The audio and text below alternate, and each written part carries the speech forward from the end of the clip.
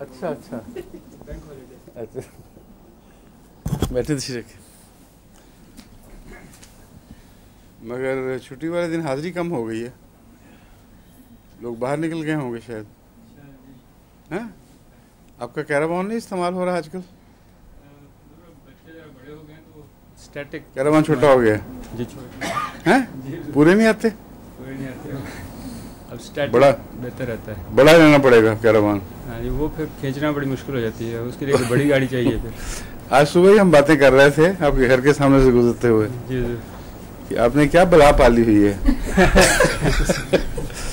एक कैरावान को जी घसीटना पीछे और साइड तक पहुंचना, ये साल में 1-2 दफे होता होगा।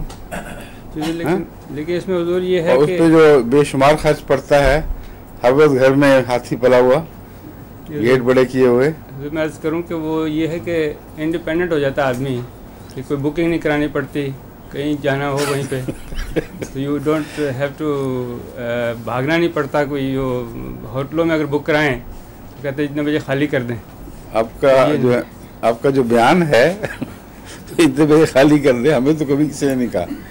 हम तो जाके बुक कराते हैं कैरावान पूरा काफिले के लिए भी, और हफ्ते के लिए करा रहे हैं, 10 दिन के लिए करा रहे हैं, मर्जी है, कोई आके नहीं कहता खाली कर दो। नहीं, टाइम होता है ना जी, अगर सर्टन डेज, अगर उस दिन के लिए अगर आपने एक हफ्ते उसके बदले जो मुसीबत है, इस पे वो शेर याद आ गया है, दर्द सर की दवा वाला। सुना हुआ आपने? पता नहीं, पूरा मिसरा याद नहीं, मगर वो इस किस्म का था कि आपने भेजी दवाए दर्द सर सो शुक्रिया, इसका घिसना और घिसाना दर्द सर ये भी तो है। ये ठीक है, हकीमों के नुस्खे ऐसे होते हैं। ठीक है जी। अच्छा खैर, अब चलते हैं। इसका बहरहाल कोई इलाज नहीं है कैरावान का, इस दर्द सर का। रस्ट शुरू थी जी जरूर। ठीक है जी।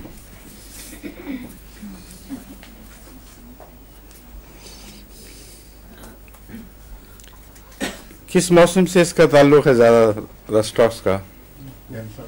हैं? मरतूब और खुश्क। जवाब नहीं आपका। मरतूब और सर्द। हाँ।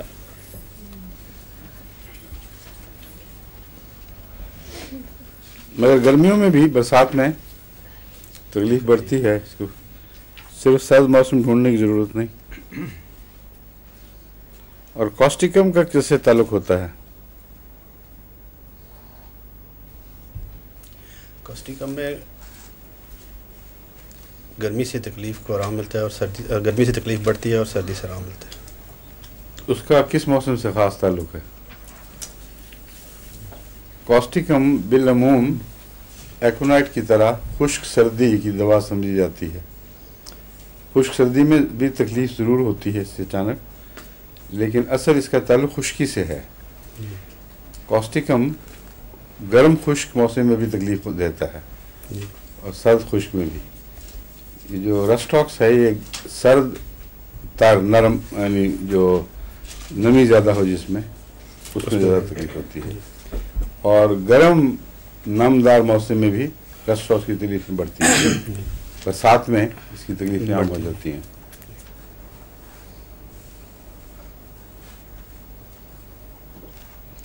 और हरकत से क्या असर है, इसका ताल्लुक है इसका? आराम आता है। हरकत से आराम है, लेकिन आपने कहा था कि कुछ कदम चल के फिर तकलीफ है। हरकत से थोड़ा सा आराम मिलता है, ज़्यादा नहीं।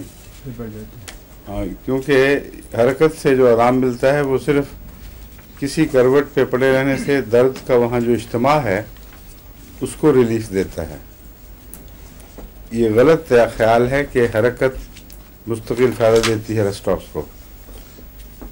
वो जो डिपॉजिट्स किसी जगह इकट्ठे हो रहे हैं खड़े होने की वजह से, जैसे नाली में पानी खड़ा हो तो कुछ उसमें जमा हो जाता है, उस तरह की दर्द थोड़ी सी हरकत से वो ठीक हो जाएगी, लेकिन जो मुस्तकिल इसकी दर्द है वो जारी रहेगी। वो सारे बदन में एक दुखाव, बुखार का एहसास और हड्डियों में तकलीफ, दर्दें, وہ زیادہ حرکت سے کم نہیں ہوں گے، بلکہ جب لمبا عرصہ چلیں گے تو تھکاوٹ سے اس میں اضافہ ہو جاتا ہے پھر. اس لیے رسٹ ٹاکس کی یہ تفصیل ہے جو پہچاننی چاہیے. زیادہ پہچانا جاتا ہے مریض جب بستر پہ پڑا ہو، کچھ دیر کے بعد ایک کروٹ پہ لیٹے گا، کچھ دیر کے بعد دوسری، پھر واپس کبھی ٹانگیں سمیٹے گا، کبھی سیدھی کرے گا، بیٹھے ہوئے بھی وہ ٹانگوں کو آگے پیچھے کرتا ہے. یہ علامت ہے خاص رسٹ ٹاکس کی. اور ریلیف جو ہے وہ تھوڑی دیر کے لیے وقتی طور پر. یہ جو حرکت ہے مریض کی، اس کے متعلق اور بھی آپ کو بتائی ہوئی ہیں باتیں یاد ہیں؟ کون کون سے مریض ہیں جو بے چینی دکھاتے ہیں، حرکت کرتے ہیں؟ آرسنک کیا بتائیے کیا ہے خاص؟ وہ بدلتا ہی رہتا ہے، اس کو چین نہیں آتا. آرسنک کی جو بے چینی ہے وہ بدنی نہیں بلکہ روحی ہے، روح سے تعلق رکھنے والی، اور دماغ سے. اس کے اندر ایک بے قراری لگی ہوئی ہے، اور وہ بے چینی جو ہے وہ اس کو جسمانی حرکت پہ بھی بعض دفعہ مجبور کرتی ہے. لیکن اگر جسم حرکت نہ بھی کر سکے تو سر حرکت کرتا ہے، پھر اس سے ادھر ادھر پٹکتا ہے.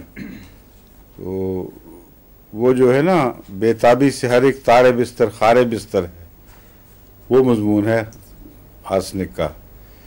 جس کو شاعر بے چینی کہتے ہیں، وہ بدنی نہیں بلکہ دل کی بے قراری کو کہتے ہیں. تو آرسنک میں وہ بات پائی جاتی ہے. اور کوئی چیز جس کو حرکت سے خیال ملتا ہے؟ ایک منٹ خاص کوئی ایسی چیز نہیں. اور آرنیکا کا مریض کروٹیں بدلتا ہے اس لیے کہ جس جگہ وہ دباؤ پڑتا ہے جسم کا، اس کا بوجھ، وہ جگہ اس کو دکھتی ہی معلوم ہوتی ہے. لیکن جب وہ کروٹ بدلتا ہے تو آرام نہیں آتا. اور رسٹ ٹاکس کے مریض کو تو کروٹ بدلنے سے کچھ دیر کے لیے سکون ملتا ہے، چاہے چند منٹ کا ہی ہو. آرنیکا کا بدن ہر وقت دکھتا ہے، آرنیکا کے مریض کا. اور جس کروٹ لیٹا ہو وہ سخت محسوس ہوتی ہے جگہ. نرم بستر پہ بھی ہو تو لگتا ہے سخت جگہ پہ لیٹا ہوا ہے. وہ اس کو بدل کر دوسری طرف مڑے گا تو پھر وہاں بھی سختی، اور چین نہیں آتا، اس کو کوئی ریلیف نہیں ملتا. سمجھ گئے؟ اور رسٹ ٹاکس کا میں آپ کو بتا چکا ہوں. رسٹ ٹاکس کے متعلق میں آپ کو بتا چکا ہوں غالباً کہ ملیریا کے لیے بہت اچھی دوا ہے. اگر برائنیا کے ساتھ اس کو آلٹرنیٹ کیا جائے تو چوٹی کی دوا ہے. سب سے پہلے جو میرا ملیریا ٹھیک ہوا ہے تو آرنیکا اور برائنیا باری باری کھانے سے ہوا تھا. اس کے بعد پھر سال ہا سال تک کوئی تکلیف نہیں ہوئی، حالانکہ ہر سال 2 یا 3 حملے ہوا کرتے تھے. پھر جب تکلیف کے آثار ظاہر ہوئے، جب ہمیشہ فائدہ دیا. افریقہ میں اپنے مبلغین وغیرہ پر، دوسروں پر میں استعمال کر چکا ہوں، اور ربوہ میں کثرت سے ملیریا کے مریضوں پہ استعمال کیے. بہت ہی مؤثر دوا ہے برائنیا رسٹ ٹاکس باری باری.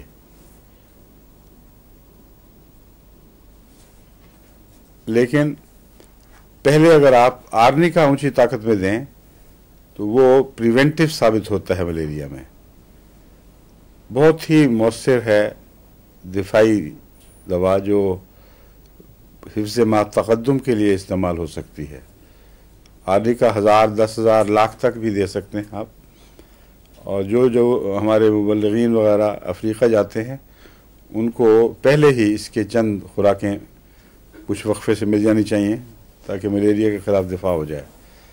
پھر اگر مرض شروع ہو تو برائنیا رسٹ ٹاکس 200 ایک دن میں ہی آلٹرنیٹ کریں، بار بار 4 دفعہ ایک دن میں دونوں کو باری باری دیا جائے.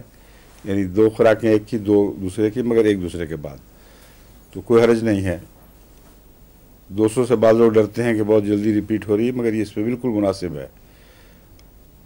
اور پہلی علامت یہ ہوتی ہے کہ معدے میں جو بھاری پن اور متلی کا سا احساس ہے، عمومی جسم بھاری، اس پہ ریلیف ملتا ہے اور بھوک لگتی ہے اور نیند اچھی آتی ہے.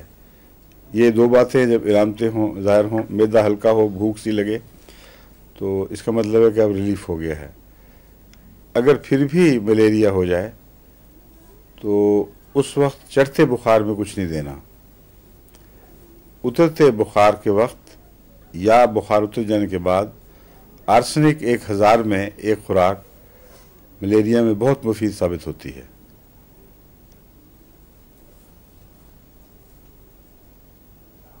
اب آپ نے دیکھا ہے کہ یہ چاروں دوائیں وہ ہیں جن کا حرکت سے تعلق ہے. اندرونی بے چینی کی حرکت ہو یا جسم کی ہو، جسم کی دردیں جو کروٹ بدلنے پہ مجبور کریں، یہ چاروں وہ دوائیں ہیں اتفاقاً یا اتفاقاً نہیں بلکہ کوئی گہری بات ان کا ملیریا سے جوڑ ہے کوئی ان کا، جس میں یہی چیز حرکت اور اس کا اثر ضرور اثر انداز ہوتے ہیں. بس آرسنک اس وقت دے دیں،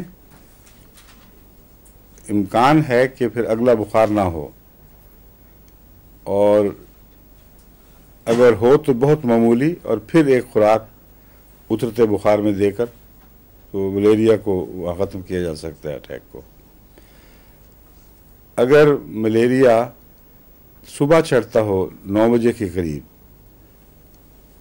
اور اس کی سردی پہلے سے شروع ہو چکی ہوتی، 9 بجے خاص بخار چڑھنے کا احساس نمایاں ہو جاتا ہے، اس میں نیٹرمیور بہت افیکٹو، بہت ہی اہم دوا ہے. بعض ڈاکٹرز پرانے زمانے میں نمک لے کر توے پہ بھون کے اس کا آکسائڈ بنا لیا کرتے تھے اور صبح نہار منہ خالی پیٹ اس کو پلا دیتے تھے پانی سے، اور ایسے ڈاکٹر لکھتے ہیں کہ اچھا افیکٹو رہا ہے. لیکن 200 میں یا 30 میں اگر ملیریا بخار چڑھنے سے پہلے دیا جائے، یعنی اگر علامتیں نکلی نہ ہوں، یا اترتے وقت دیا جائے تو بہت مفید ہے. چڑھتے وقت نہیں دینا چاہیے.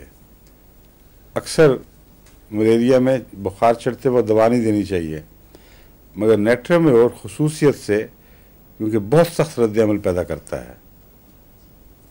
سمجھے؟ صرف ملیریا سے خاص ہے بخار یا ویسے بخاروں میں بھی اس طرح؟ ویسے بخاروں میں بے شک استعمال کریں، مگر یہ جو علامتیں میں بتا رہا ہوں کہ ملیریا چڑھتے پر نہیں دینا، اس کا ملیریا سے تعلق ہے.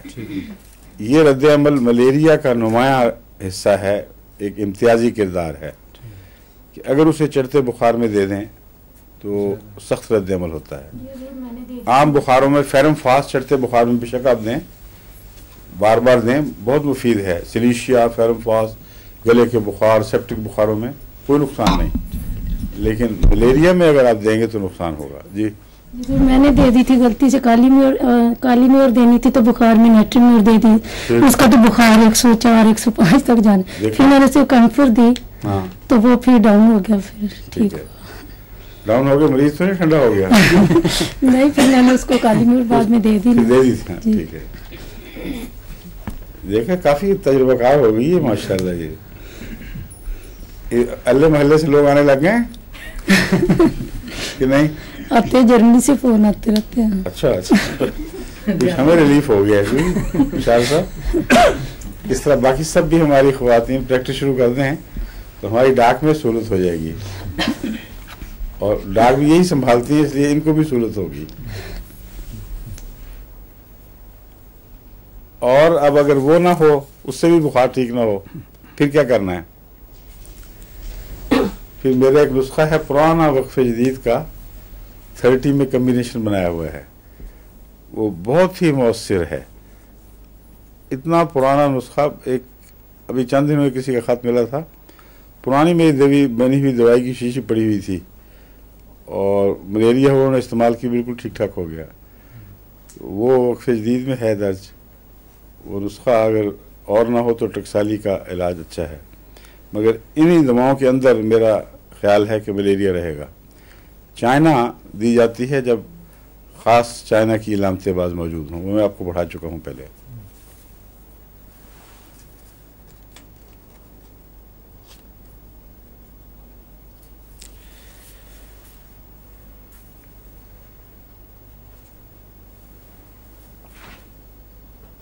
سیلولائٹس کے لیے ریسٹاکس اچھی دوا ہے. خواہ وہ گردن میں ہو، خواہ پیلوس میں ہو یا اور کہیں گلینڈز میں، سیلولائٹس سیلز کے اندر انفلمیشن کو کہتے ہیں. اس کی خاص علامتیں کیا ہیں ڈاکٹر صاحب؟ موسٹلی تو یہ جو ہے نا جلد، اس کے اوپر ہوتا ہے زیادہ تر، جلد کے سیلز کے اوپر. جی لیکن سرخی اور درد اور ہاں میں اس لیے کہہ رہا ہوں جی کہ میوکس میمبرین میں بھی سیلولائٹس بڑا ہوتا ہے، صرف جلد پر نہیں ہوتا. وہاں بھی ایسی علامتیں، اور خاص طور پر یوٹرس میں اینڈومیٹرائٹس. جی ضرور، خاص اسی لیے ٹرمینالوجی ہماری جو یوز کرتے ہیں ہم وہ صرف جلد کے لیے یوز کرتے ہیں. میں ویسے بتا رہا ہوں، میں ہومیوپیتھک میں جب سیلولائٹس کہہ رہا ہوں جی ضرور، اسی لیے میں نے پوچھا تھا کہ آپ کے نزدیک کیا ہوتا ہے. جی یہ ضرور، اس کا چاہے جلد سے تعلق ہو چاہے میوکس میمبرین سے تعلق ہو، یہ دونوں طرف کی سطحوں سے تعلق ہے، باہر کی اور اندر کی. اور اینڈومیٹرائٹس میں بھی رسٹاکس کو ٹرائی کرنا چاہیے. اگر یہ فائدہ دے تو بعید نہیں کہ جلد پر ایگزیما نکال دے یا اور کوئی اثرات بتائے. تو جب اندر سے ٹھیک کرتی ہے دوا تو باہر پھینکتی ہے مرض کو کسی شکل میں. تو عام طور پر یورپ میں اور مغرب میں اینڈومیٹرائٹس کی بیماری بہت ہے. یہ کیا وجہ ہے؟ یہ ہو سکتا ہے ان کا طور طریقے جو ہیں ان کی وجہ سے ہو، چال چلن. ویسے یہاں زیادہ ہے جی ضرور، اور باہر کم ہے. ٹھیک ہے جی. اور یہاں یہ جو بچے روکنے کے لیے جو علاج ہیں متفرق، دوائیں ان کا بھی اثر ہے. جی دوائیں بھی پساریز وغیرہ کچھ کیپس کر دیتے ہیں، لگا دیتے ہیں. جی جی، اس سے سروکس کا کینسر ہونے کا خطرہ بڑھ جاتا ہے. اور مجھے تو جب کوئی پوچھتی ہے مشورے کے لیے، ایسے کہتا ہوں کہ ہرگز نہ لگاؤ. کیپ ویپ جو ہے بہت ہی مضر چیز ہے اور ایسی علامتیں پیدا کر دیتی ہے جو اگر کینسر کی نہ بھی ہوں تو کینسر کی طرف لے جاتی ہیں. اور یوٹرس کے منہ کا کینسر ایسا خطرناک ہے کہ اس کا علاج ان کے پاس اب تک معلوم نہیں ہے. کیوں جی، کوئی ہے علاج؟ نہیں ضرور، صرف وہ کارٹرائز وغیرہ کر دیتے ہیں شروع میں پکڑا جائے تو. بہت شروع میں جی ضرور، شروع میں پکڑا جائے تو ہوتا ہے، لیکن جب ایک دفعہ بڑھ جائے تو جو اندر کا یوٹرس کا کینسر ہے اس سے زیادہ خطرناک ہے. یہ اس کو یوٹرس ریموو کرنے سے بھی ٹھیک نہیں ہوتا، پھر وہ اندر پھیل جاتا ہے ہر طرف. تو ان چیزوں میں احتیاط کرنی چاہیے. مگر اینڈومیٹرائٹس میں جو دوائیں استعمال ہو سکتی ہیں ان میں ایک سلفر اونچی طاقت میں ہے.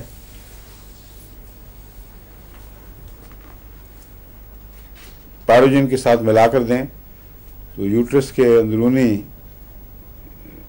حالات کے اوپر اچھا اثر ہوگا اس کا، کیونکہ یوٹرس کے سیپٹیسیمیا انفیکشنز وغیرہ کے ساتھ ان دونوں دواؤں کا بہت گہرا تعلق ہے. اور اگر اس کو رسٹاکس سے آلٹرنیٹ کر دیں تو میرے خیال میں اس کو اینڈومیٹرائٹس کو سنبھال لینا چاہیے. ابھی کوئی ایسا تجربہ میرے علم میں نہیں ہے کہ میں آپ کو یقین سے کہوں یہ مفید ہوا ہے ثابت، لیکن مشورہ دے رہا ہوں کہ یہاں چونکہ بہت کیسز لوگوں کے علم میں آتے رہتے ہیں، ان کو اس کو آلٹرنیٹ کر کے دیکھنا چاہیے. میرا خیال ہے کہ مفید ثابت ہوگا.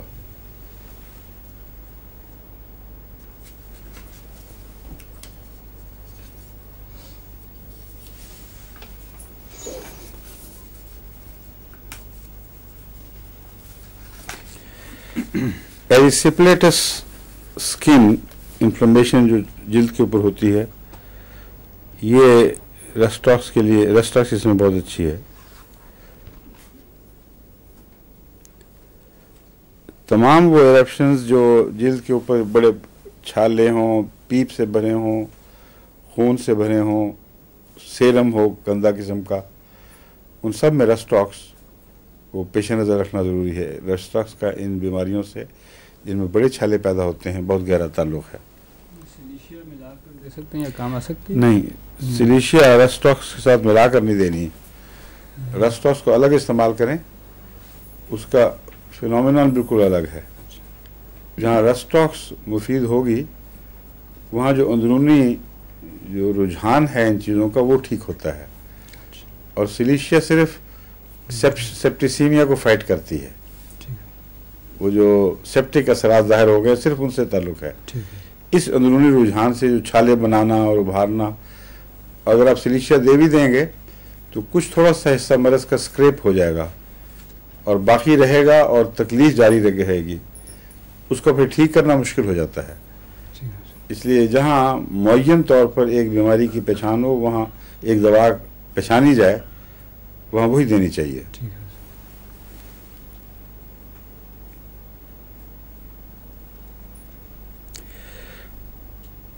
ملیریا میں تو میں نے آپ کو بتایا، میں نے استعمال کر کے دیکھا ہے، انٹرمیٹنٹ کہتے ہیں اس کو، لیکن کینٹ نے لکھا ہے کہ ریمیٹنٹ فیورز میں بھی اور کنٹینیوس فیورز میں بھی رسٹاکس اچھا اثر دکھاتی ہے. جو کنٹینیوس فیورز ہیں ان میں کون کون سے بخار آپ شمار کریں گے؟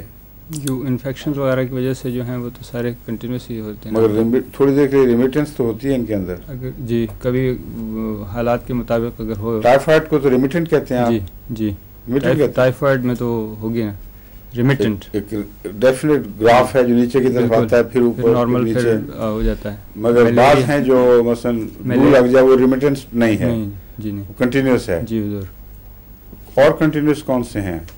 جب تک اس میں نہ دی جائے، کوئی دوا نہ دی جائے تو موسٹ آف دی جتنے انفیکشنز ہیں they are mostly continuous, they become continuous. Infectious اور سیپٹک یہ ایک ہی چیز نہیں، ایک تو انفیکشس ڈیزیز ہے نا چیچک وغیرہ قسم جی کی، جی، اور ایک ہے اندر کہیں سیپٹک ہو گیا ہے کچھ قسم کی بھی انفیکشن ہو گلے میں کہیں جاؤ ہو، جی وہ بھی کنٹینیوس میں آتا ہے. جی حضور. اچھا، تو ریمیٹنٹ میں کون کون آئے گا پھر؟ ریمیٹنٹ میں یہ خاص طور پہ تو ٹائیفائڈ ہے، اس میں ملیریا جو ہے، اور جی ملیریا انٹرمیٹنٹ ہے، وہ انٹرمیٹنٹ. ریمیٹنٹ انٹرمیٹنٹ کی پہچان یہ ہے کہ ایک بخار میں ابھی بیماری جس کی وجہ سے بخار ہوا ہے موجود ہے جسم میں، لیکن اس کی نوعیت ایسی ہے کہ بخار چڑھاتی ہے، ایک خاص مقام تک پہنچاتی ہے، پھر اسے واپس لے کر جو نارمل درجہ حرارت ہے اس سے بھی تھوڑا سا نیچے گرا دیتی ہے. اس وقت انسان سمجھتا ہے کہ ریلیف ہو گیا ہے، حالانکہ اس کے بعد پھر چڑھنا شروع ہوگا بخار، پھر اسی طرح ہوگا. لیکن بیچ میں ایک دن کے بعد یا 2 دن کے بعد جب بھی بریک آئے گا تو کلیتاً بخار ختم ہو کر نارمل ٹیمپریچر سے کچھ نیچے ڈپ ہو جاتا ہے. اس کو کہتے ہیں انٹرمیٹنٹ. ریمیٹنٹ کا مطلب ہے بخار میں زیرو بم تو ہے، اوپر جاتا ہے نیچے آتا ہے مگر ٹوٹتا نہیں کبھی، آخری کنارہ اس کا کچھ گرم رہتا ہے، اس کو ریمیٹنٹ کہتے ہیں.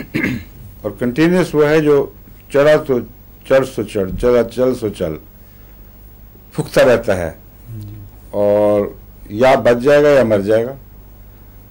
اس کے اندر یہ جو روزمرہ کے آئے دن اس کا جو ہے نا ٹینٹرلائزیشن نہیں ہوتی، بلکہ بخار بڑھتا جاتا ہے اور پھر اللہ کے فضل سے ٹھیک ہو جاتا ہے پھر. ٹھیک ہے.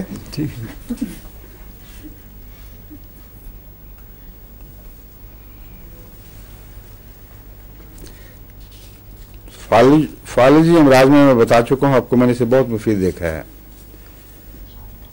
رکسٹاکس چوٹی کی دوا ہے فالجی امراض میں. اور انفینٹائل پیرالیسس میں یہ لکھا ہوا ہے کہ بہت اچھا ہے رسٹاکس.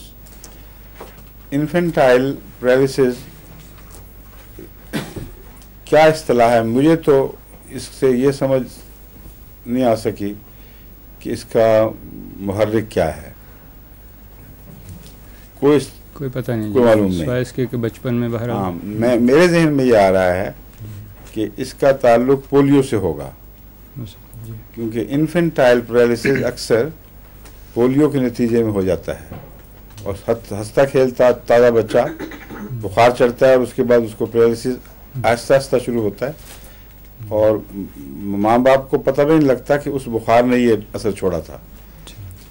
بعض دفعہ ہو جاتا ہے، بعض دفعہ نہیں پتہ چلتا. اور چونکہ رسٹاکس کو میں نے پولیو میں مفید دیکھا ہے، اس لیے انفینٹائل پیرالیسس سے میں یہ ترجمہ سمجھتا ہوں کہ اس کا تعلق بچپن میں پولیو سے ہوگا. بس اگر بچپن میں کسی کو وہ فالج ہو، بہت بچپن میں آثار ظاہر ہوں کسی بچے کی کوئی حصہ کمزور ہو گیا ہے، عام طور پر ایک حصہ کمزور ہوتا ہے، جو دایاں یا بائیں نچلا یا بایاں اوپرلا یا بایاں نچلا یا پوری سائڈ، تو رسٹاکس کو فوراً شروع کرانا چاہیے. لیکن رسٹاکس کو میں نے جب بھی سلفر سے عدل بدل کے دیا ہے اس کا اثر بہتر دیکھا ہے، کیونکہ رسٹاکس کچھ دیر کے بعد شاید جو رد عمل کر چکا ہے اس میں اضافہ نہیں کر سکتا اکیلا، تو سلفر اس رد عمل کی طاقت کو پھر بحال کرتی ہے اور پھر رسٹاکس کام کرتا ہے. اور سلفر از خود بھی فالجی امراض میں اچھی ہے، اس لیے یہ کمبینیشن بہت مفید ہے. بہت پرانے کیسز اس کے پولیو کے، جن میں جسم اعضاء سکڑنے لگے تھے، ان کا میں نے علاج سے کیا، اعضاء دوبارہ موٹے ہونے شروع ہو گئے جو فالج سے سکڑ گئے تھے، اور جان آنی شروع ہو گئی، کرچز پھینک دی گئیں. تو یہ جو میں بتا رہا ہوں یہ کوئی نظریاتی بات نہیں بتا رہا، اپنے تجربے سے بتا رہا ہوں کہ رسٹاکس فالجوں میں چوٹی کی دوا ہے. وقتی طور پر جسم کا کچھ حصہ سو جائے وہ اور چیز ہے، مگر اگر فالجی کمزوری محسوس ہو، سونے کے بعد جسم جاگ جاتا ہے، اور وہ رسٹاکس کا کیس نہیں ہے. لیکن اگر کچھ حصہ کمزور محسوس ہو جائے، کچھ ہاتھ میں جان ختم ہونی شروع ہو جائے، تو ایسے کیسز میں رسٹاکس ایک قابل غور دوا ہے. اور رفتہ رفتہ جو فالج بڑھتے ہیں اور زیادہ لمبا عرصہ رہنے والے اور گہرے، ان میں کوسٹیکم رسٹاکس سے بہتر ہے، یعنی زیادہ امکان ہے کوسٹیکم کا. کوسٹیکم کو عموماً پاکستان میں جو ہومیوپیتھ جن سے میں واقفیت رکھ چکا ہوں، واقفیت تھی، باتیں کرتا رہا ہوں، اکثر اس کو فوری فالج ہونے والے ظاہر ہونے والے فالج کی دوا سمجھتے ہیں. خشک سردی لگی، فالج ہوا اور آپ نے کوسٹیکم دے دی، حالانکہ وہ فوری اثر نہیں ہوتا، کچھ دیر پہلے سردی لگی ہوتی ہے، اور جو انفیکشن ہے یا جو بھی اندرونی تبدیلی واقع ہوئی ہے وہ پاؤں جما لیتی ہے اور آہستہ آہستہ بڑھتی ہے. لیکن لقوے میں چونکہ یہ مشہور ہے، اس لیے عموماً اسے لقوے تک محدود کر دیا گیا ہے.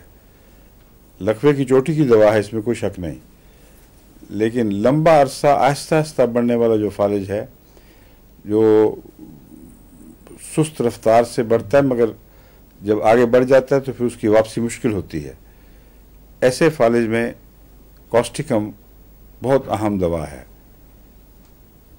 اور عموماً رسٹاکس اور سلفر شروع میں استعمال کی جائے. اگر زیادہ تفصیل پتہ نہ ہو، زیادہ علامتیں اس کی وجوہات کا علم نہ ہو، تو یہ ایک اچھا طریقہ ہے محفوظ.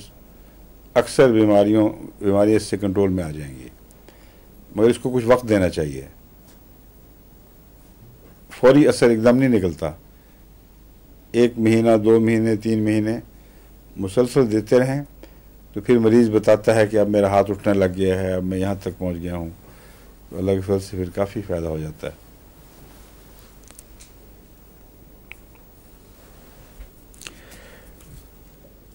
اب اس میں اسی جو میں نے بتایا تھا نا، سونے، ہاتھ پاؤں سونے، اور اس کا فرق یہ ہے کہ شروع میں لگتا یہی ہے جیسے سویا گیا ہے، سو گیا ہے کوئی چیز. تو لکھا ہوا کتابوں میں paralysis of the limbs with loss of sensation. Paralysis میں تو لاس آف سینسیشن ہوتی ہے، مگر شروع میں نمنس جو ہے نا، اس کو یہ کہہ رہے ہیں لاس آف سینسیشن. نمنس آ کے پھر وہ چھوڑتی نہیں ہے، بلکہ گریجولی پروگریسولی وہ فالج میں تبدیل ہو کر آگے بڑھتی رہتی ہے. اس کا فالج عموماً دائیں طرف ہوتا ہے.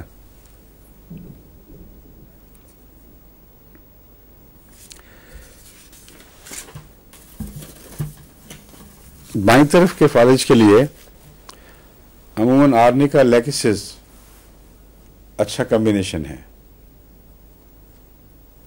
اور اس کے ساتھ اگر کیڈمیم سلف 30 میں دی جائے تو میں نے اس کو مفید دیکھا ہے. لیکن جہاں اس کا فائدہ نہ ہو وہاں بائیں طرف کے فالج کو بھی بعد میں سلفر اور رسٹاکس کے آلٹرنیٹ کرنے سے فائدہ ہو جاتا ہے. آرنیکا اور لیکسس بعض صورتوں میں فائدہ دیتی ہیں، بعض میں نہیں.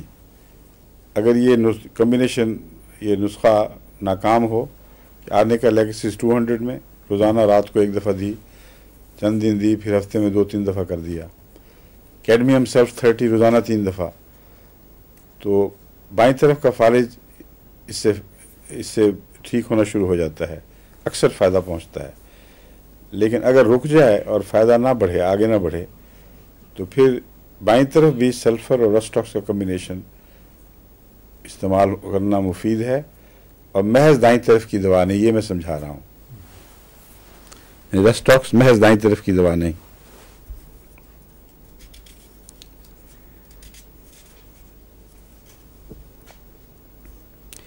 اس کی جو سر درد کی مختلف قسمیں ہیں، ان کی اس کے سوا کوئی پہچان نہیں کہ بخاروں میں جس قسم کی سر دردیں ہوتی ہیں وہ سب رسٹاکس میں پائی جاتی ہیں. یعنی بخاروں میں عام طور پر کسی کی سر درد کسی قسم کی ہوگی، کسی مریض کی کسی قسم کی.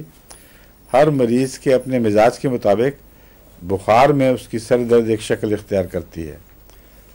تو ٹپیکل مریض کی جو سر درد ہے، خواہ وہ کسی نوعیت کی ہو، مگر بخار میں جیسی اس کو یاد ہے کہ مجھے ہوا کرتی تھی، یہ ہوتی ہے، اس کے لیے رسٹاکس اچھی ہوگی. اگر کوئی اور معین دوا نہ ملے، اول تو معین دوا ڈھونڈنی چاہیے اگر اس کی علامتیں واضح ہوں، تو اگر نہ ملے تو رسٹاکس فائدہ مند ہو سکتی ہے.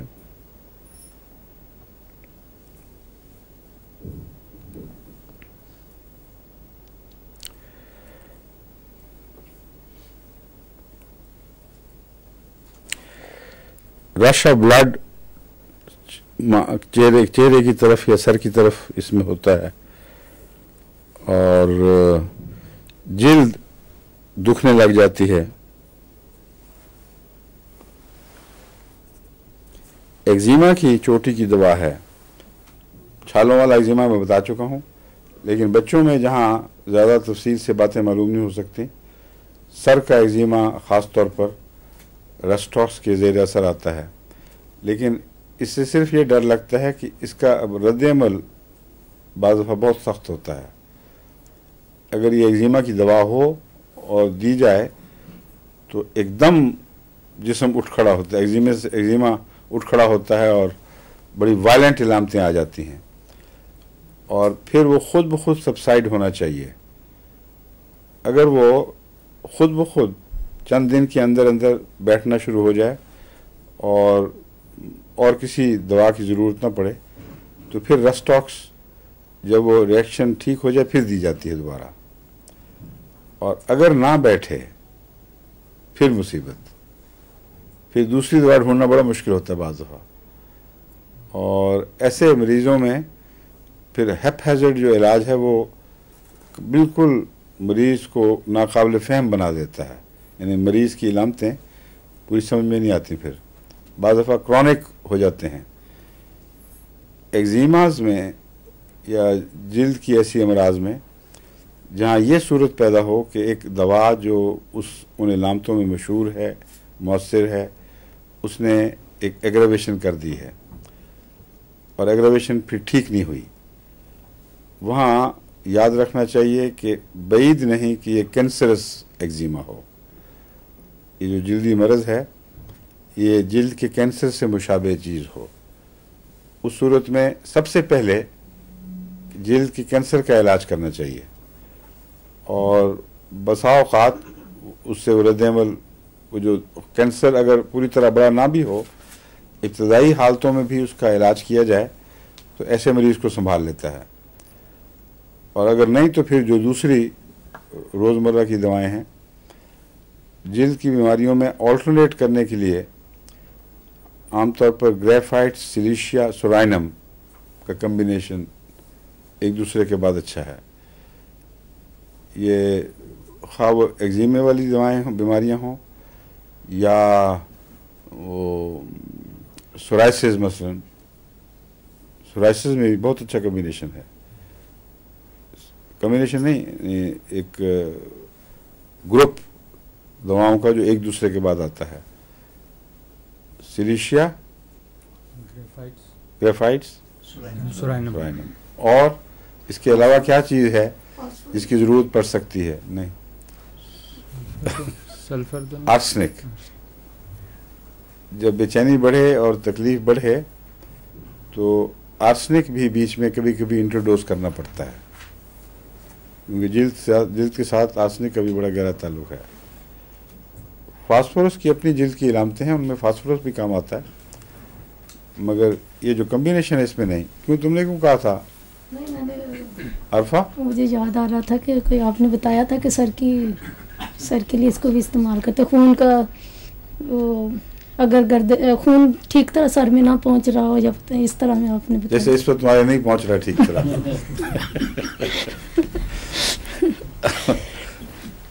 फास्फोरस बड़ी अच्छी दवा है, लेकिन फास्फोरस में एहतियात बहुत करनी चाहिए। इलामतें एहतियात से देख कर देनी चाहिए, वरना बाज़ दफ़ा वो नुकसान ना भी पहुँचाए, वो कंफ्यूज कर देती है मरज़ को।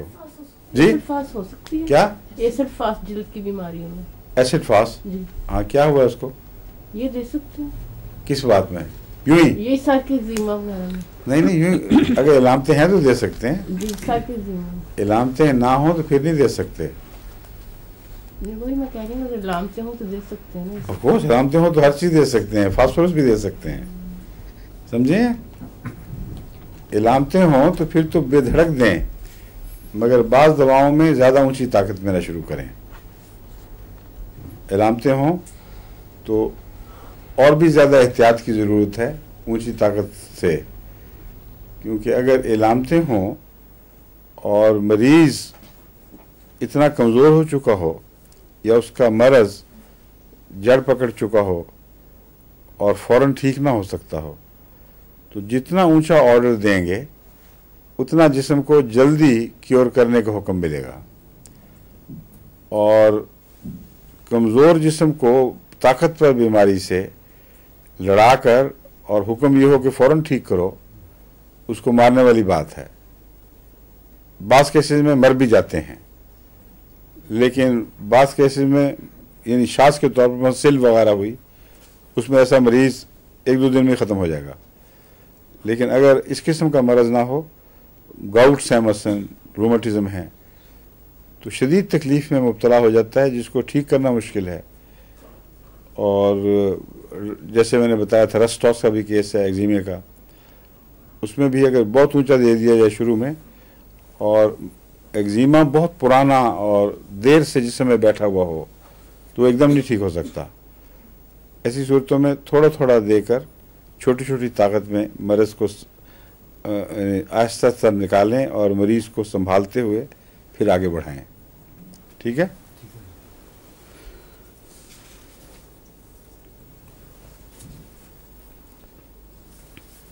आँखों के लिए भी बहुत अच्छी दवा है ये। आँखों में हर किस्म के जो इन्फेक्शन से सुर्ख आँखें हो जाना, पस वगैरह पड़ना, ख़ास तौर पर अगर नमदार मौसम में आँख की तकलीफ़ बढ़े, बरसात में मैं इसको इस्तेमाल करके देखा है, रस्टॉक्स आँखों की तकलीफ़ों में काफ़ी मुफीद साबित हुई है।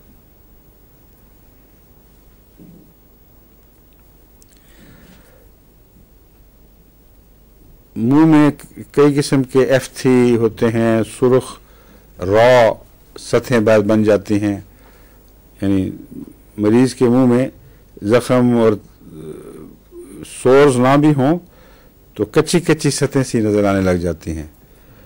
ऐसी सूरत में रस्टॉक्स की जो ख़ास पहचान है वो मेटालिक टेस्ट है। ये बहुत दवाओं में मिलता है आपको। मुंह की ये हालत अगर मैदा ख़राब हो और मैदे में इन्फ्लेमेशन हो, मैदे में सोर्स हो, मैदे में कहीं पैचेस हों, तो उसकी तस्वीर मुंह के अंदर बनती है, और जब वो मुंह में ये तस्वीर बने तो मतलब है कि मैदे की हालत काफ़ी ख़तरनाक हो चुकी है।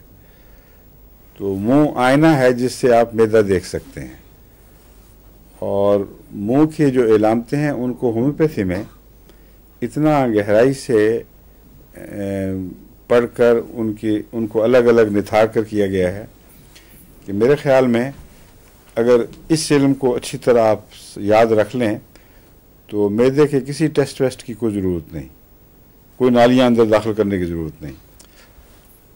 مریض کا منہ اندر کا حصہ اپنی خاص علامتوں کے ذریعے معدے کی تصویر بنا رہا ہے. اس میں رسٹاکس کی جو یہ تصویر بنتی ہے اس میں خاص پہچان والی چیز یہ ہے کہ میٹیلک ٹیسٹ. کبھی سیل کو، بیٹری کے سیل کو زبان لگا کے دیکھیں نا تو عجیب سی چیز ہے جو کھٹی بھی نہیں ہوتی مگر کھٹاس کی یاد بھی دلاتی ہے اور زبان سکڑتی ہے، اس سے پیچھے ہٹتی ہے. اور میٹل کا ٹیسٹ نہ نمکین، نہ پھیکا، نہ میٹھا، لیکن محسوس ہوتا ہے سب کو. میٹل منہ میں ڈالیں تو میٹل کا ٹیسٹ آتا ہے. وہ میٹیلک ٹیسٹ رسٹاکس کی نشانی ہے. منہ میں چھالے بھی پڑ جاتے ہیں بعض دفعہ، کیونکہ چھالوں کی خاص دوا ہے.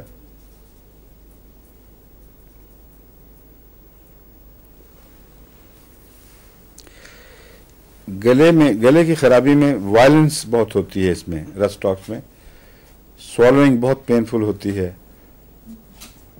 چھالے بھی پڑ جائیں گے گلے کے اندر، اور بہت زیادہ پینفل انفلمیشن سمجھ لیں یا چھالوں کی طرف رجحان، اس میں یہ گلے میں بھی مفید ہو سکتی ہے. لیکن گلے کے تجربے میں میں نے کبھی رسٹاکس کو کبھی اس طرح استعمال نہیں کیا کہ میں آپ کو ذاتی تجربے سے کہہ سکوں، کیونکہ دوسری بہت سی دوائیں ہیں جو گلے میں استعمال ہوتی رہتی ہیں. لیکن آئندہ کبھی یاد رکھنا چاہیے اس کو بھی. بشارت صاحب نوٹ کریں، آج کل جو پھیلتے ہیں اگر نمدار موسم ہو اور گلے کی خرابیاں ہوں تو رسٹاکس بھی تجربہ کر کے دیکھنا چاہیے.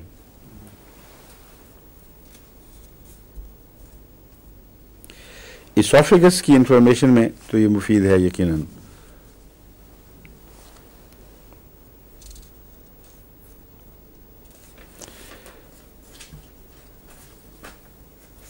ٹائیفائڈ میں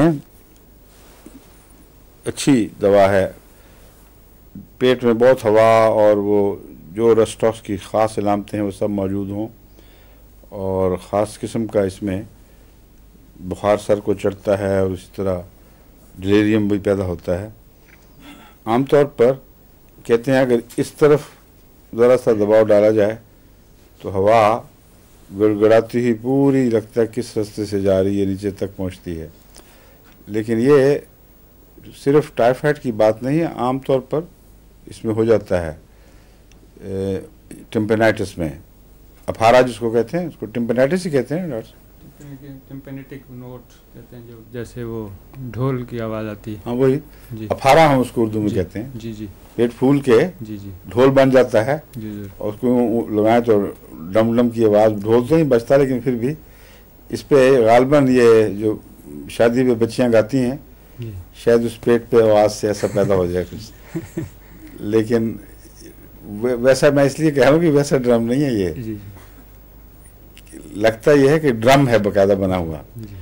مگر وہ ڈاکٹر جب اپنا ہاتھ رکھ کر یوں انگلی مارتے ہیں اوپر، پھر ان کو پتہ چلتا ہے کہ ڈھول جیسی آواز ہے، ورنہ پیٹ بجانے کی کوئی ضرورت نہیں، اس سے کچھ نہیں فرق پڑے گا.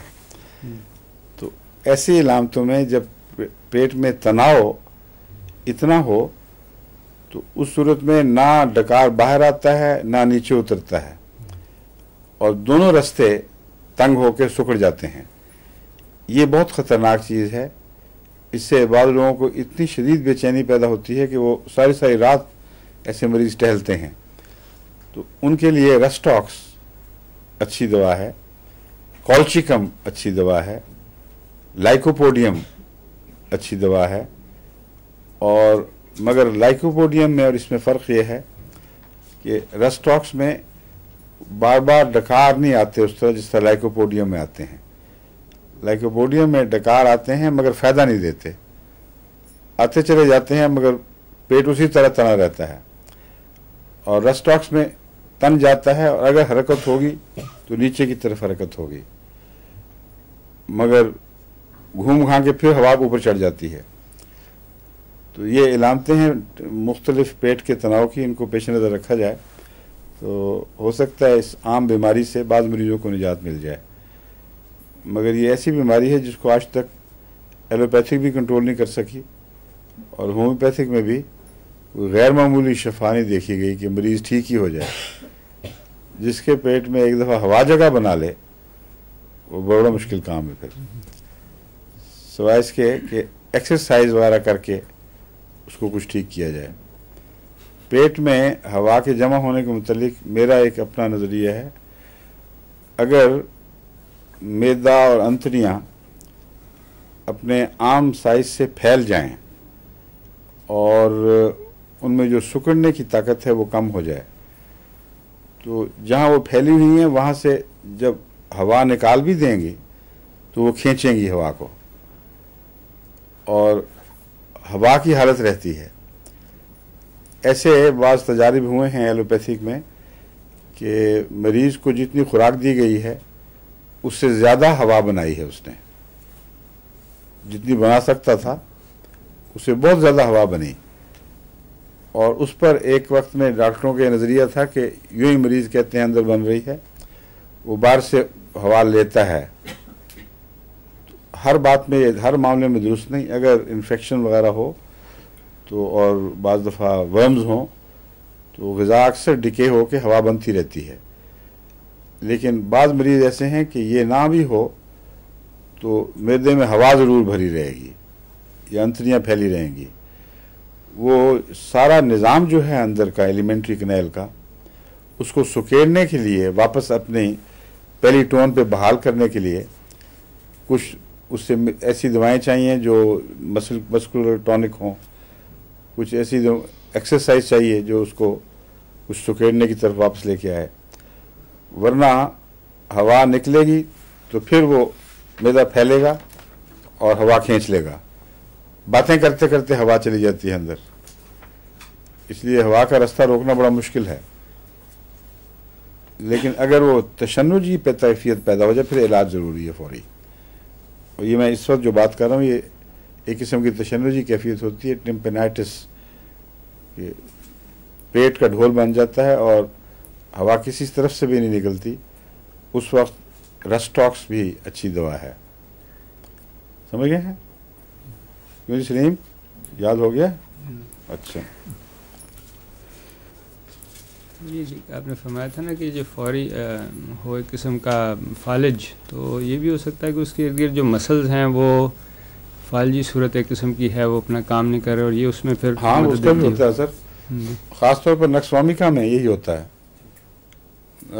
نکسوامیکا میں یہ جو موومنٹ ہے سٹالٹک، ہاں اس میں کمی آتی ہے فالجی کمزوری کی وجہ سے، اور وہ جب ٹھیک ہو تو وہ موومنٹ ٹھیک ہو جاتی ہے۔ تو ہو سکتا ہے ایک لمبا آہستہ آہستہ ظاہر ہونے والا فالج انتڑیوں کے ارد گرد ہو، اس میں ریسٹاکس اور کاسٹیکم قسم کی دواؤں کو فائدہ دینا چاہیے۔ جو وقتی تیزابی مادوں سے پیٹ میں تناؤ پیدا ہوتے ہیں یا پھارے پیدا ہوتے ہیں، ان میں چوٹی کی دوا کولچیکم ہے، کولچیکم اس میں بہت مفید ہے اور جلدی اثر دکھاتی ہے۔ رات کو انوالنٹری یورینیشن میں بھی ریسٹاکس کو اچھا بتایا گیا ہے۔ اس کا ایک موازنہ ضروری ہے لائکوپوڈیم سے، میں ضمن بتا دیتا ہوں۔ لائکوپوڈیم آپ کو نہیں پڑھایا ابھی تک؟ نہیں نا پڑھایا، مگر اتنا ذکر آ چکا ہے کہ ویسے یاد ہو جانا چاہیے اب تک۔ اس میں رات کو بار بار پیشاب آنا اور اس کے علاوہ سوتے میں پیشاب نکل جانا، یہ دونوں باتیں اس میں پائی جاتی ہیں، اور یہی دونوں باتیں لائکوپوڈیم میں بھی پائی جاتی ہیں، سمجھے؟ رات کو بار بار پیشاب آنا اور سوتے میں پیشاب نکل جانا، ان کا فرق کیا ہے؟ فرق بڑا نمایاں ہے۔ لائکوپوڈیم میں دن کے وقت نہیں پیشاب بار بار آتا، بلکہ رات پڑی اور پیشاب آنا شروع ہو، یہاں تک کہ مریض بار بار بستر سے اٹھتا ہے۔ اور اس ریسٹاکس میں اگر تکلیف ہے تو دن کو بھی آئے گا، رات کو بھی آئے گا۔ اس میں کچھ हिजान पैदा हो जाते हैं, इन्फ्लेमेशन सी है ना अंतड़ियों में जिस तरह पैदा होती हैं, गुर्दे में भी सोजिश पैदा कर देता है रस्टॉक्स, और बाज़ दफ़ा ज़ियाबितस को अंदर से निकाल कर बाहर फेंकता है, और सप्रेशन हो जाए अगर जिल्द की मर्ज़ का तो अंदर ज़ियाबितस हो जाती है, उसमें रस्टॉक्स फिर उसको निकाल के बाहर मारेगा। तो इसलिए रस्टॉक्स का जो पेशाब है उसका सोजिश से ताल्लुक़ है, और सोजिश दिन को भी होती है और रात को भी होती है। लाइकोपोडियम के पेशाब का सोजिश से ताल्लुक़ नहीं है, ना बुखार होता है ना इन्फ्लेमेशन की और इलामतें होती हैं, उसके बावजूद रात को ज़्यादा उठता है। कोई किसी को पता है क्या वजह है लाइकोपोडियम की? ये वहाँ जाके बताएं आपको जब लाइकोपोडियम की बारी आएगी, ठीक है? चलें, रस्टॉक्स का इतना याद रखें कि दिन और रात दोनों में चलता है।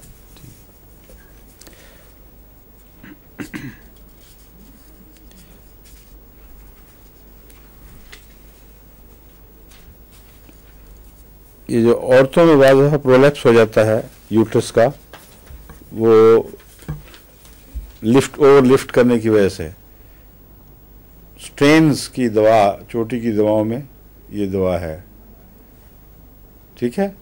स्ट्रेन्स मशहूर है ना, खींच लेना, किसी को ज़्यादा चीज़ को उठाने की कोशिश करना, और कोई झटका ऐसा लग जाए कि हाथ खींचा जाए या टांग के ऊपर ऐसा हो जैसे खींची गई हो, उसमें ये अच्छी दवा है। और उसके नतीजे में अगर यूट्रस में नीचे गिरने का रुझान पैदा हो तो रस्टॉक्स बहुत इफ़ेक्टिव है।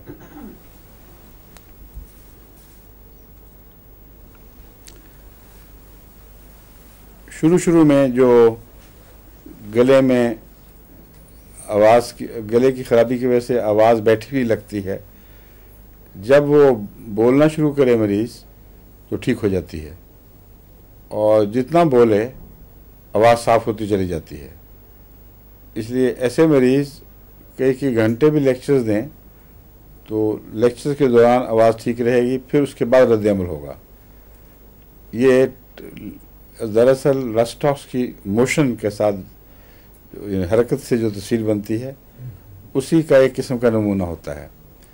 हज़रत मुस्लिम माऊद का गला अक्सर ख़राब रहता था बचपन से ही, और अक्सर तकरीरों में आपको ये मिलेगा शुरू में कि मैं माज़रत करता हूँ खांसने के बाद, आज कुछ मेरा तबीयत ख़राब है, कुछ गला ख़राब है, इसलिए कुछ मुश्किल पेश आ रही है। तो सारे डर जाते थे कि आज की तकरीर गई, और जब शुरू हो जाती थी तो फिर कई घंटे, 6 घंटे भी खिताब जारी रहा और आवाज़ ठीक रही। उसके बाद फिर पड़ जाते थे गला लपेट के। तो ये जो इलामत है ये रस्टॉक्स की है। अब वो होम्योपैथ खुद तो थे, मगर मुश्किल ये थी कि एलोपैथिक हाथों में फंसे हुए थे।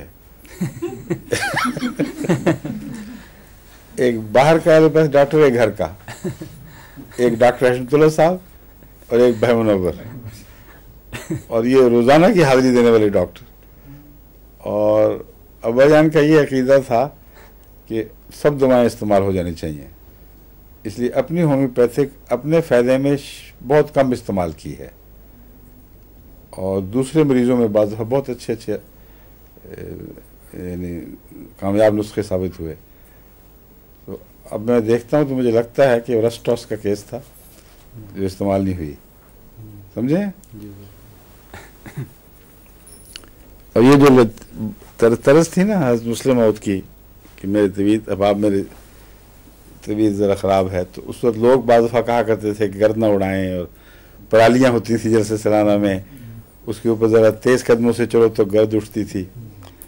तो हमारे ख़ानदान का एक बच्चा था जो इसको तकरीर का शौक़ पैदा हुआ जब, तो चूँकि बचपन से सुना हुआ था हज़रत मुस्लिम मौद ये किया करते थे, तो वो अतफ़ाल की कोई इकट्ठा करके तकरीरें करने लगा। और हमारे एक अजीज़ थे हमारे साथ खेले हुए, सैयद अहमद साहब, वो वफ़ात पा चुके हैं, जो ईस्ट अफ्रीका में भी होते थे। हज़रत उम्मे मतीन छोटी आपा के भाई, उनकी तबीयत में ख़ास मज़ा था एक। तो उन्होंने जो देखा कि ये बच्चों को इकट्ठा करके तकरीरें करता है, तो उसने कहा मैं देखूँ तो सही चुप के कि ये हो क्या रहा है। तो उसने जो तकरीर शुरू की तो शुरू में कहा कि अहबाब जमात में कुछ मेरा कुछ गला खराब हो रहा है और कुछ सोजिश की तकलीफ है, तो एकदम उठ के खड़ा हुआ कि अब आप गर्द ना उड़ाएं। तो ये टिपिकल उसका एक मजाक का तरीक था। तो मगर रस्टॉक्स के केस में फिर गर्द उड़े या ना उड़े उस वक्त कुछ नहीं होता, बाद में फिर तकलीफ ख़त्म होने के बाद फिर सब दर्दें इकट्ठी हो जाती हैं। कॉफ के मुताबिक मैं पहले आपको बता चुका हूँ, बहुत टॉर्मेंटिक कॉफ है इसकी, बहुत ही मुसीबत पैदा करने वाली, क्योंकि अंदर यहाँ ट्रैकिया में सोजिश होती चली जाती है, खुजली जैसी। क्योंकि एक्जिमा और खारिज की दवा है, वहाँ खुजली और भी दवाओं में है, मसलन रूमेक्स में भी बड़ी नुमाया है ट्रैकिया के अंदर खुश्क खुजली, लेकिन रस्टॉक्स की टर्मेंटिक ज़्यादा है। एक दफ़ा मैंने यहाँ उस पर रस्टॉक्स इस्तेमाल की थी तो फ़र्क पड़ गया था, और फिर रस्टॉक्स वाली खुजली फिर दोबारा नहीं हुई। मगर याद रखनी चाहिए खांसी में, जब ये गले के नीचे पिट ऑफ द नेक में यहाँ अंदर खारिश हो बार बार और खांसना पड़े तो रस्टॉक्स उसमें मुफीद हो सकती है।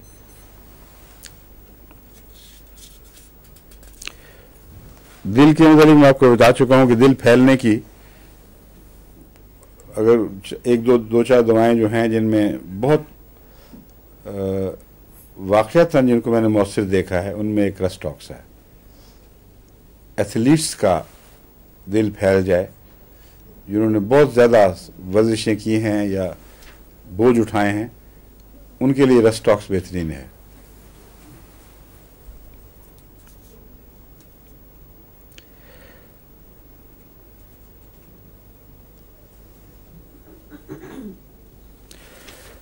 दिल के साथ अगर बाईं तरफ नमनेस हो इस इलाके में, अब मैंने आपको बताया था ना कि इसको सिर्फ दाईं तरफ के लिए ना समझें, रस्टॉक्स बाईं तरफ के फालिज में भी मुफीद है।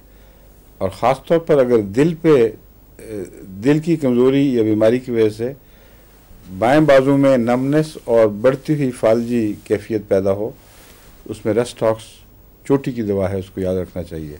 लेगेसिस फ़ायदा नहीं दे सकती, पूरा रस्टॉक्स देती है।